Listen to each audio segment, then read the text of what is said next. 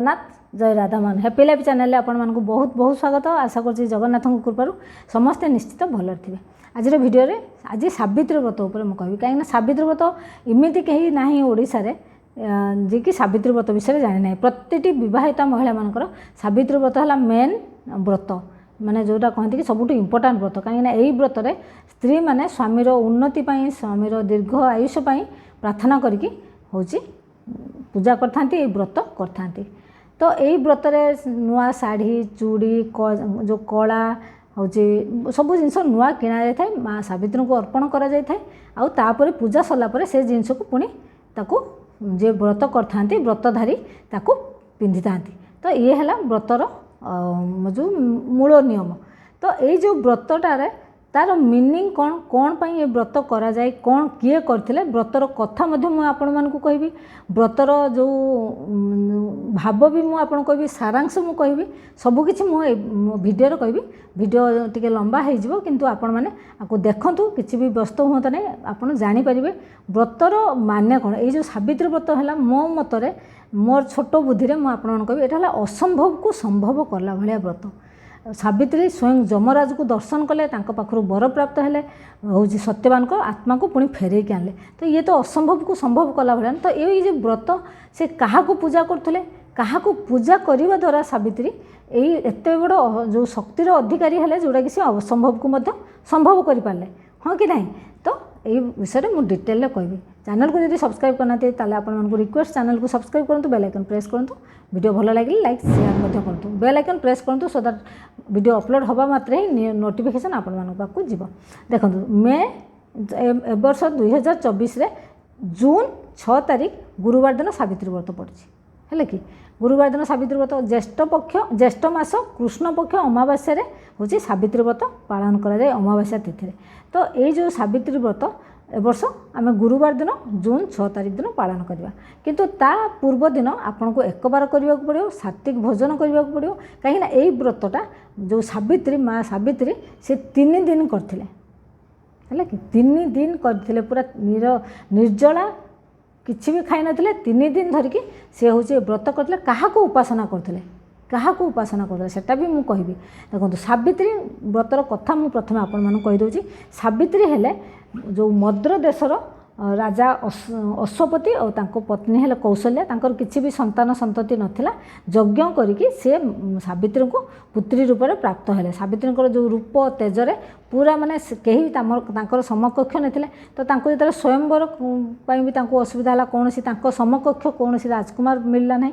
तो सेठमै राजा जो तांकर जो पुरोहित थिले जो ऋषि से तांको कहले कि सावित्री को माने से निजे जातु नगर भ्रमण रे जहाँ को से पसंद करेंगे तांको पति रूप से से वरण करेंगे। तो जो सावित्री जो जंगल सखी मान सागर भ्रमण करने को जाते तो सेतेबेले सी देखिले हूँ जड़े युवक को ऋषि मानक मेल। तो तांको से युवक तेज भी से भाया बहुत थिला चेहरा भी सेमती भल थिला। तो तांको सावित्री माने मने मने तांको पति रूप से वरण कले आसिक जो पिता को कहले आ सेतिकी बेले नारद मुनि आसिक पहुँचले। नारद मुनि जो जानिले से युवक विषय तो सी कहले सी हेले साल्व देशर राजा द्युमत्सेन आउ तांको पत्नी कला मालविका पुत्र से तांको नाम है सत्यवान है कि से सत्यवान से तांकर शत्रु माने तांको राज्य नहीं जाइछन बापांकर आउ से अंध हो जाइछन से आसिक ऋषि मानक मेल रही सत्यवान से रही जीविका निर्वाह कर। किंतु सबुठ बड़ कथा है कि आज माने से दिन ठारू वर्षे भितर सत्यवान आयुष सरीज है। तो राजा जो जानिले कहीं बापा माँ राजी हे कि झील एमतीका बाहा बोली किंतु राजी हेले से मना कले। किंतु सावित्री कहले मुझे थरे जदि पति भाव में वरण कर सारी मने मने तो से ही मोर पति जहाँ भी हो मुझे बह करी। तो बहुत धूमधाम बह हो गला। किंतु सावित्री मन रखी से दिनटा को कौ दिन जीवनर लास्ट दिन हम तो सी मन रखी। तो सी आसिक स्वामी सागर जमी रहा कथा शाशुक रहिले सब ठीक रहा किंतु से दिनटा को मन रखते से दिन पूर्वर 3 दिन सी हूँ व्रत आरंभ कले। 3 दिन ता पूर्व 3 दिन माने जो दिन सावित्री व्रत जो 6 तारीख ता 2 दिन पूर्वर से पूरा निर्जला निराहार होइकी से व्रत आरंभ कले। क्या तपस्या कले से क्या तपस्या कले से हेले ସୂର୍ଯ୍ୟ ଚନ୍ଦ୍रमा ନବଗ୍ରହ ମାଗନ୍ତି ଯାର ଅନୁଗ୍ରହ ସେ ପ୍ରଭୁ ଜୀବର ରକ୍ଷକ ଜନ୍ମ ମରଣ ନିୟନ୍ତ୍ରକ ଚିତ୍ତେ ସାବିତ୍ରୀ କରି ଧ୍ୟାନ ପୂଜିଲେ ଲକ୍ଷ୍ମୀ ନାରାୟଣ। ସେ କାହାକୁ ପୂଜା କଲେ? ଲକ୍ଷ୍ମୀ ନାରାୟଣକୁ ପୂଜା କଲେ। ଯେ ସାରା ସଂସାର ପାଲନହାର, ଯାହାଙ୍କ ବିନା ଆଜ୍ଞାରେ ପତ୍ରଟିଏ ମଧ୍ୟ ଗଛରୁ ମାନେ ଖସେ ନାହିଁ, ସେ ସେଇ ପ୍ରଭୁ ଶ୍ରୀହରି ବିଷ୍ଣୁ ନାରାୟଣକୁ ସେ ପୂଜା ଆରମ୍ଭ କଲେ। 3 ଦିନ ଧରିକି ସେ ପୁରା ପୂଜା କଲେ। ଯେଉଁଦିନ ଲାଷ୍ଟ ଦିନ ପୂଜା ସେ କିଛି ବି ଖାଇନଥାନ୍ତି, ତ ପୂଜା କରିକି ସେ ସତ୍ୟବାନ ଯେତେବେଳେ ବଣକୁ ଯାଆନ୍ତି ସବୁଦିନ କାଠ କାଟିବାକୁ, ତ ଇଏ କହିଲେ ମୁଁ ଆଜି ତୁମ ସାଙ୍ଗରେ ଯିବି। ସତ୍ୟବାନ ପ୍ରଥମେ ମନା କଲେ, ତାପରେ ପୁଣି ନେଇକି ଗଲେ। ତ ସିଏ ଯାଇକି ଯେତେବେଳେ ବରଗଛ ମୂଳରେ ହିଁ ଯେତେବେଳେ ସେ କାଠ କାଟୁଥିଲେ ତାଙ୍କୁ ମାନେ ଅନିଜି ଫିଲ୍ ହେଲା, ତ ସିଏ ଆସିକି ସେ ଗୋଟେ ବରଗଛ ମୂଳରେ ସାବିତ୍ରୀଙ୍କ କୋଳରେ ସେ ଶୋଇ ପଡ଼ିଲେ। ମାନେ ଅଲରେଡ଼ି ତାଙ୍କର ଜୀବନ ଚାଲିଗଲା। ତ ସାବିତ୍ରୀ ଏଇ ଯେଉଁ 3 ଦିନ ଧରିକି ଯେଉଁ ଭଗବାନ ଶ୍ରୀ ବିଷ୍ଣୁଙ୍କୁ ପୂଜା କରୁଥିଲେ, ତ ତାଙ୍କ ଭିତରେ ସେତିକି ଶକ୍ତି ସଞ୍ଚାର ହେଇଥିଲା। ବୁଝିପାରିଲେ ନା? ତ ଯେତେବେଳେ ଯମରାଜ ଆସିଲେ ତାଙ୍କୁ ଆତ୍ମାକୁ ନେବା ପାଇଁ, ସିଏ ତାଙ୍କୁ ଦେଖାଦେଲେ, ମାନେ ଦେଖା ହେଇଗଲା। ମାନେ ୟାଙ୍କ ଭିତରେ ଏତେ ଆଧ୍ୟାତ୍ମିକ ଶକ୍ତି ବଢ଼ି ଯାଇଥିଲା ଯେ ଇଏ ଯମରାଜକୁ ଦେଖିପାରିଲେ। ସାଧାରଣତଃ କେହି ଦେଖିପାରନ୍ତିନି, କିନ୍ତୁ ଭଗବାନଙ୍କ ଦୟାରୁ ତାଙ୍କର ସେଇ ଆଧ୍ୟାତ୍ମିକ ଶକ୍ତି ବଳରେ ସେ ଦର୍ଶନ କରିପାରିଲେ କାହାକୁ? ଯମରାଜକୁ। ଆଉ ଯମରାଜକୁ ତାପର କଥା ଆପଣ ଜାଣିଛନ୍ତି, ଯମରାଜଙ୍କ ପଛେ ପଛେ ସେ ଚାଲିଲେ କି ମୋ ସ୍ୱାମୀଙ୍କୁ ନେଇଯାଉଛ, ମୁଁ କେମିତି ବଞ୍ଚିବି ତାଙ୍କ ବିନା। ତ ତାପରେ ସେ କ'ଣ କଲେ? ସେଠି ଯାଇକି ଗୋଟେ ପରେ ଗୋଟେ ବର ମାଗିଲେ। ପ୍ରଥମ ବର ମାଗିଲେ ଯେ ସେ ଯମରାଜ କ'ଣ କହିଲେ? ଯେ ସ୍ୱାମୀଙ୍କ ଜୀବନ ଛଡ଼ା ଆଉ ଯାହା ମାଗିବ ମୁଁ ଦେବି। ତ ସେ ପ୍ରଥମେ ମାଗିଲେ ତାଙ୍କ ଶ୍ୱଶୁରଙ୍କ ପାଇଁ, କି ମୋ ଶ୍ୱଶୁରଙ୍କର ଆଖି ଅନ୍ଧ ହେଇଯାଇଛନ୍ତି, ତାଙ୍କ ଆଖି ଠିକ୍ ହେଇଯାଉ। ପ୍ରଥମ ବର ମାଗି ସାରିଲେ ପୁଣି ତାଙ୍କ ପଛେ ପଛେ ଚାଲିଲେ। ଦ୍ୱିତୀୟ ବର ଯେତେବେଳେ ଯମରାଜ ପୁଣି କହିଲେ ହଉ ଆଉ ଗୋଟେ ବର ମାଗ, ଆଉ ତୁମେ ଯାଅ। ତ ସେ ସେତେବେଳେ କହିଲେ ମୋ ଶ୍ୱଶୁରଙ୍କର ରାଜ୍ୟ ତାଙ୍କ ଶତ୍ରୁମାନେ ନେଇଯାଇଛନ୍ତି, ମୋ ଶ୍ୱଶୁରଙ୍କୁ ରାଜ୍ୟ ପ୍ରାପ୍ତ ହଉ। ହେଲା। ତ ଦ୍ୱିତୀୟ ବର ବି ମାଗିଲେ। ତୃତୀୟ ବର ହେଉଛି ଯେତେବେଳେ ମାଗିଲେ, ତୃତୀୟ ବରକୁ ତାପରେ ପରେ ଚାଲିଲେ ପୁଣି। ତ ଯମରାଜ କହିଲେ ଆଉ ଗୋଟେ ବର ମାଗ। ସେ କହିଲେ ହଉ ମୋ ଶାଶୁଘର ପାଇଁ ତ ମାଗିଲି, ଏଥର ମୋ ବାପାଙ୍କର ପୁତ୍ର ନାହିଁ, ତ ମୋ ବାପାଙ୍କର ମାନେ ଦୁହିତା ମାନେ କ'ଣ? ଦୁହିତା ମାନେ ଶାଶୁଘର ପାଇଁ ବି ସେ ହିତ କର, ଆଉ ବାପ ଘର ପାଇଁ ବି ହିତ କର। ତ ସେ ତାଙ୍କ ପିତାଙ୍କ ପାଇଁ ମାଗିଲେ, ମୋ ପିତାଙ୍କର ଯେମିତି 100ଟା ପୁତ୍ର ହଉ। ତ ତାଙ୍କ ପିତାଙ୍କ ପାଇଁ ବି ମାଗିଲେ, ତାକୁ ବି ଯମରାଜ ଦେଲେ। ତାପରେ ପରେ ଚାଲେ। ତ ଯମରାଜ ସେଠୁ ଟିକେ ଚିଡ଼ିଗଲେ, କହିଲେ କ'ଣ ପାଇଁ ମୁଁ ତୁମକୁ ବର ପ୍ରଦାନ କଲି, ତୁମେ ପୁଣି କାହିଁକି ଆସୁଛ? ନା ମୁଁ କ'ଣ କରିବି, ମୋ ସ୍ୱାମୀକୁ ତୁମେ ନେଇଯାଉଛ, ମୁଁ କେମିତି ଯିବି? ତ ଯମରାଜ କହିଲେ ଠିକ୍ ଅଛି, ଏଇଟା ହେଲା ଲାଷ୍ଟ, 4ଟା ବର ମୁଁ 3ଟା ଦେଇସାରିଛି, ଆଉ ଗୋଟେ ସ୍ୱାମୀକୁ ମାଗିକି ସ୍ୱାମୀଙ୍କ ଜୀବନ ଛାଡ଼ିକି ଯାହା ମାଗୁଛ ମାଗ। ତ ସେଠୁ ସାବିତ୍ରୀ କ'ଣ ମାଗିଲେ? ସାବିତ୍ରୀ କହିଲେ ମୋ ସ୍ୱାମୀଙ୍କ ଔରସରୁ ମୋର ଯେମିତି 100ଟା ପୁତ୍ର ହେବ। ହେଲା କି? ସେ ଚାଲାକିରେ ସେତିକି କହିଲେ। ତ ଏଇ ଯେଉଁ ଯମରାଜଙ୍କ ତାପରେ ଯମରାଜ ଯେତେବେଳେ ନିଜେ ଜାଣିପାରିଲେ ଯେ ସାବିତ୍ରୀ ଏଇଭଳିଆ ମାଗିଛନ୍ତି, କାରଣ ସ୍ୱାମୀକି ନେଇଗଲେ ସ୍ୱାମୀଙ୍କ ପାଖରୁ କେମିତି ପୁତ୍ର ହେବ, ତ ସେଇଥିପାଇଁ ସେ ୱାପସ୍ ଦେଲେ। ତ ଏଇ ଯେଉଁ ବି ହେଲା ଯେଉଁ ସିଚୁଏସନ୍, ଯେ ସେ ଯମରାଜକୁ ଦର୍ଶନ କଲେ, ଯମରାଜକୁ ତାଙ୍କର ବର ମାଗିଲେ, ଆଉ ଯେଉଁ ବୁଦ୍ଧିର ସହ ସେ ତାଙ୍କ ସତ୍ୟମାନଙ୍କର ଆତ୍ମାକୁ ଫେରେଇକି ଆଣିଲେ, ଏସବୁ କାହା ଦ୍ୱାରା ମାନେ କେଉଁ ଶକ୍ତି ଦ୍ୱାରା ହେଲା? କାହା ପାଖରୁ ଏ ଶକ୍ତି ତାଙ୍କୁ ମିଳିଲା? ସେ ହେଲେ ପ୍ରଭୁ ଶ୍ରୀହରି ବିଷ୍ଣୁ, ମାତା ଲକ୍ଷ୍ମୀ। ଲକ୍ଷ୍ମୀ ନାରାୟଣଙ୍କ ପୂଜା ସେ 3 ଦିନ ଧରିକି କରିଥିଲେ। ତ ଏଇ ଯେଉଁ ବ୍ରତଟା ମୁଁ ଏଇଟା କହିଲି ଆପଣଙ୍କୁ, ତ ଏଇ ଯେଉଁ ବ୍ରତ ଆମେ କରୁଛେ, ଆମେ କାହାକୁ ପୂଜା କରିବା? ଯେତେବେଳେ ମୁଁ ଛୋଟ ଥିଲି, ବୋଉ ଖୁଡ଼ି ସବୁ ପୂଜା କରନ୍ତି, ମୋର ମନରେ ସବୁବେଳେ ଆସେ କି ଆମେ ସାବିତ୍ରୀ ବ୍ରତ କରୁଛେ, ତ ତାଙ୍କ ନାଁରେ ଏ ବ୍ରତ ହେଲା, ମା ସାବିତ୍ରୀଙ୍କ ପାଖରୁ ଆମେ ସେତିକି ଇନ୍ସପିରେସନ୍ ନେଲେ, ପ୍ରେରଣା ନେଲେ କି ଆମେ ବି ସେଇ ବ୍ରତ କରିବା। କିନ୍ତୁ ଆମେ ପୂଜା କାହାକୁ କରିବା? ମାତା ସାବିତ୍ରୀଙ୍କୁ ତ ଆମେ ପୂଜା କରିବା, ସେଇ କାହିଁକିନା ସେଇ ଯେଉଁ ଶାଢ଼ୀ ଚୁଡ଼ି ସବୁ ସେଗୁଡ଼ା ଚଢ଼ାଉଛୁ ଆମେ ତାଙ୍କୁ, ସବୁ ପ୍ରକାର ପ୍ରସାଦ ସେମିତି ଯେଉଁ ଚୁଡ଼ି, ସିନ୍ଦୁର, ଆଉ କତିରି, ଆଉ ତା ସାଙ୍ଗରେ କାଜଲ, ନୂଆ ସବୁ ଜିନିଷ ସାବିତ୍ରୀ ପେଡ଼ିରେ ସବୁ ମିଳେ, ତାକୁ ସବୁ ଯେଉଁ କଳା ମାଳି ସେସବୁ ଆମେ ମାତା ସାବିତ୍ରୀଙ୍କୁ ଚଢ଼ୁଛୁ। କିନ୍ତୁ ଧ୍ୟାନ କାହାକୁ କରିବା ଆମେ? ସେଟା କେବେ ଆପଣ ଭାବିଛନ୍ତି?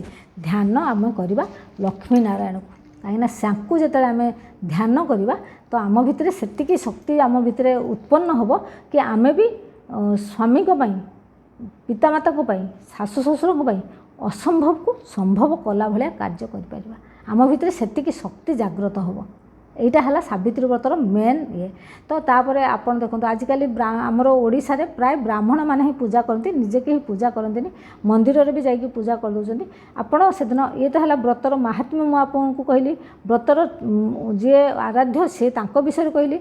আপনার যদি সে ব্রত করছেন আপনার আমি তো 3 দিন করে তা পূর্ব দিন আপনার হচ্ছে एक बार करेंगे सात्विक अन्न खाइबे ता परदिन आपण जदि पूजा कर सारा पर्यंत आपण किसी खातु ना जदि पारुचंती जदि पानी सुधा भी पींतु ना है कि जदि आपण रही न पारे आपण स्वास्थ्य ठीक ना तो आपण पानी पी पारे किंतु चा बिल्कुल पींतु ना पूजा कर सारा पर आपण फल मूल जहाँ भी आपण खाइबा कथा खाइबे है किंतु मु आपन को कहबी आपण भावरे करिवे आ प्रभु श्रीहरि विष्णु को ना पूरा दिन सारा नौथे है कि ता पूर्व दिन एक बार व्रत दिन एटलिस्ट 2 दिन दिन सारा ना कहार निंदा करेंगे कहार चुगली करेंगे क्या संगे झगड़ा करेंगे क्या संगे स्वामी के संगे किसी जो झगड़ा झाटी किसी करेंगे घर किसी भी असुविधा माने कहा संगे किसी प्रकार करेंगे आप पूरा 2 दिन धरिकी प्रभु श्रीहरि विष्णुकर जो मंत्र अच्छी ताकू जिते जप करें है कि आम कली जुगरे तो आम रहीचु ना तो आम भितर से शक्ति आने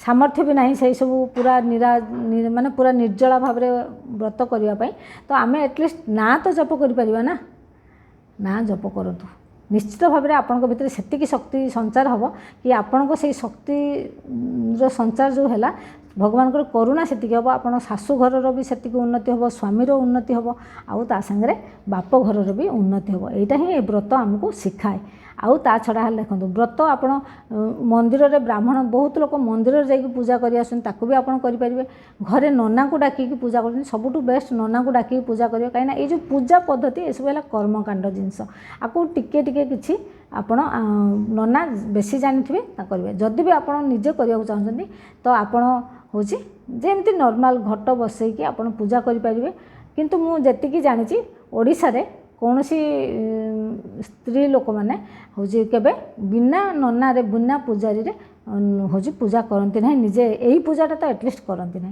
तेणु आपण मैंने नना को डाकिबे नना को डाकिकी से अनुसार पूजा करेंगे आउ कि लोक मुझे देखी बट सावित्री माने ओडिशा रे बट सावित्री न किंतु ओडिशा बाहर बाकी जो प्रदेश सब रही से बट सावित्री व्रत से करती माने से सावित्री व्रत बाट बर गछ मूल जाकि पूजा करती बर गछरे सूता गुड़े था है कि किंतु आमर ओडिशा रे बट सावित्री पूजा हुए ना आम जो मंदिर रे जाइकी पूजा करूँ ना घरे नना को डाकी पूजा करूँ आ मुझे जानी मो आम घरे बो आ खुड़ी जिते करते गोटे बर गछर डाल कटा होगी आसे ता पाखे कटुरी थाए लुहा जिनस गोटे रखाई था कहीं सत्यवान जाती ना बण को काटे तो गोटे लुहा जिनस रखाई आ गोटे बर गछर डाल रखाई तो से माने माँ सावित्री को सत्यवान को पूजा करा जाए आ ये जो नुआ लुगा शाढ़ी चूड़ी सब अर्पण करा जाए तापर ताको पूजा सरला परे सेटाको पुणी पिंधिकी स्वामी की प्रणाम करेंगे स्वामी की प्रणाम करके शाशु ससुर जो गुरुजन मैंने अच्छा प्रणाम करेंगे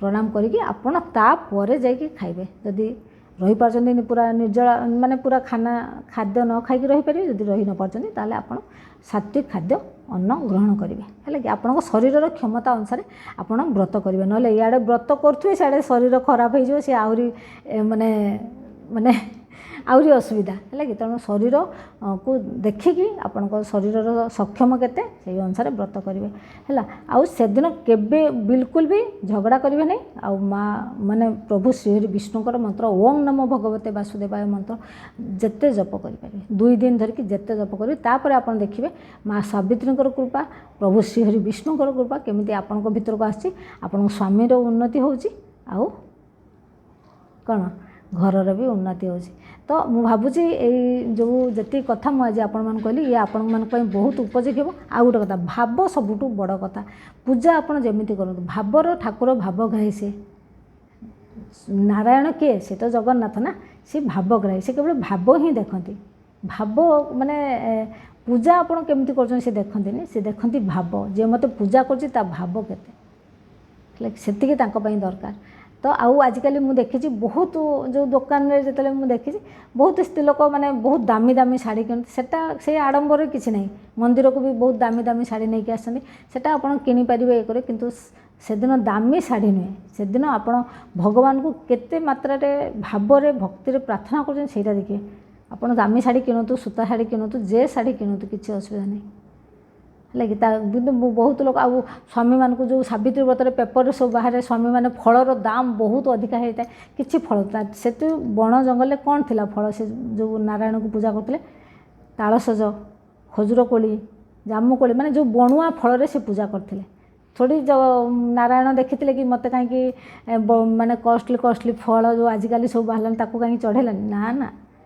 जो भवग्राही सी तो कौन थे प्रसन्न करने बिना भाव में आपड़ कौन सी प्रसन्न करें ना तेणु आप जहाँ भी फल देखो स्वामी को ऊपर बिल्कुल भी प्रेसर दिंतु ना कि मोपाई बहुत दामिका शाढ़ी आण मोपाई बहुत प्रकार फल नहीं कि आस सावित्री व्रत मु उपास कर उपास आप निजपाई कर स्वामीर उन्नति आमर भी उन्नति रोचे ना तो से भाव भगवान को डाकतु आउ जो सावित्री व्रतर पेपर भी बाहर आम समस्ते भी पढ़ू केमी फलर रेट बढ़ी जाए केमती माने लोक मान गोटे टेंशन हो जाए कि एत जिन बिल्कुल से सब प्रेसर स्वामी मान दिंतु ना मैंने आपड़ एपटे व्रत करपटे प्रेसर ही दौरान दामी शाढ़ी किण 4000 5000 टंकार शाढ़ी किण ना भगवान को प्रार्थना करंतु नारायण को ध्यान करंतु 2 दिन गोटे दिन नुहे सावित्री व्रत पूर्व दिन सावित्री व्रत दिन है कि तो आशा करती आपण मानक बुझेगा चाहिए आपण मैंने बुझीपारे आपण को भल लगी वीडियो लाइक करूँ मो आ कमेंट जय जगन्नाथ लिखु जय जगन्नाथ।